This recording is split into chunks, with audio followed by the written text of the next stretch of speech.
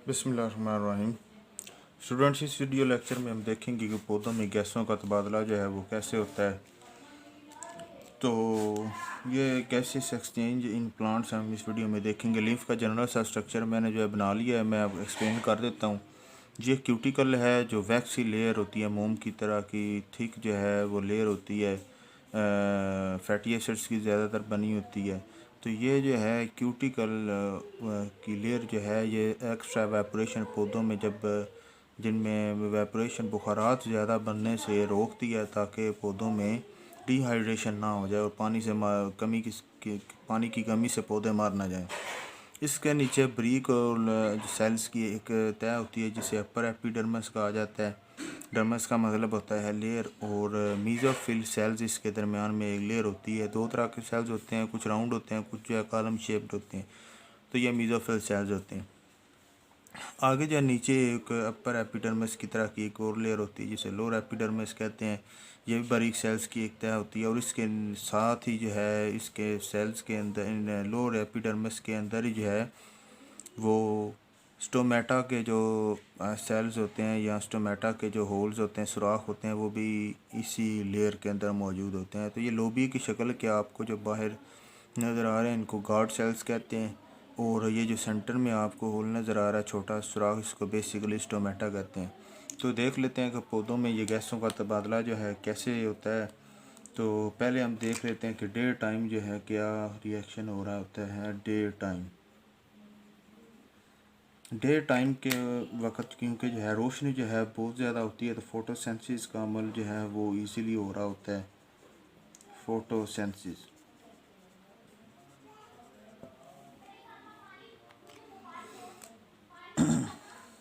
तो फोटोसेंसिस का रिएक्शन जो है मैं लिख देता हूँ यहाँ पर कि फोटोसेंसिस में आपको पता होगा कि 6CO2 + 6H2O equal to C6। Sorry, यहाँ पर जो है रोशनी भी आ जाती है, यहाँ पर रोशनी आ गई जी। तो ये हमारे पास C6H12O6 + 6CO2 जो है ये दिन के वक्त रिएक्शन हो रहा होता है। और नाइट के वक्त जो है वो भी देख लेते हैं। नाइट रिएक्शन जो है नाइट के शाम के वक्त कौन से रिएक्शन हो रहे होते हैं। तो नाइट के वक्त जो है रेस्पिरेशन का अमल जो है वो बहुत ज़्यादा हो रहा होता है, यानी ये जो ग्लूकोज है इसको कार्बन हाइड्रोजन बॉन्ड इसके अंदर जो है ऑक्सीडेशन रिडक्शन रिएक्शन के ज़रिए ये तोड़े जाते हैं। C6H12O6 + 6O2। तो आगे ऑक्सीडेशन रिडक्शन रिएक्शन के ज़रिए इनको तोड़ा जाता है। 6CO2 कार्बन डाइऑक्साइड में, पानी में, और प्लस ATP जो सेल की एनर्जी करेंसी है, ATP। ठीक है जी, एडेनोसिन ट्राइफॉस्फेट जो होती है। और ये दोनों रिएक्शन जो है बाज़ दफ़ा इस तरह होता है कि रोशनी कम मिकदार में होती है, जब दिन ढल जाता है तो ये दोनों रिएक्शन जो है अल्टरनेटिव हो रहे होते हैं, दोनों हो रहे होते हैं एक टाइम पे। तो इसमें होता क्या है कि ये जो इधर कार्बन डाइऑक्साइड बन रही होती है, ये जो कार्बन डाइऑक्साइड बन रही होती है ये इधर इस्तेमाल हो रही होती है फोटोसिंथेसिस में, और यहाँ जो ऑक्सीजन इस्तेमाल हो रही होती है